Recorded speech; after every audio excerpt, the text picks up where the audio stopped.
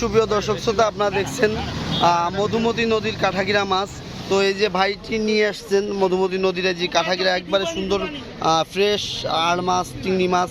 তো আসলে আমরা কথা বলবো এখন এই মুহূর্তে ভাইয়ের সাথে। আপনি এই মাছ কোথা থেকে আনছেন ভাই? হ্যাঁ, মধুমতি নদী থেকে। আচ্ছা, কত করে বিক্রি করবেন? 1200-1100 টাকা বিক্রি হয় কেজি। 1200 টাকা 1100 টাকা হইলে আর কি বিক্রি করবে। তো মাছগুলো আসলে দেখছেন বিগ সাইজের চিংড়ি মাছ এবং একবারে ওই যে আর মাছ সহ নানান প্রজাতির মাছ আসলে এখানে নিয়ে আসছে তিনি।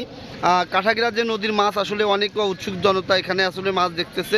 মাছগুলো খুব ফ্রেশ, তরতাজা। তো যারাই মাছ কিনতে চান না কেন, গোপালগঞ্জের টুঙ্গিপাড়ায়, গহরডাঙ্গা, চৌরঙ্গি মোড়ে এবং বাস স্ট্যান্ডে আপনারা সবসময় ফ্রেশ এবং তাজা মাছ পাবেন। তো সবাই আসবেন, মাছ কিনবেন।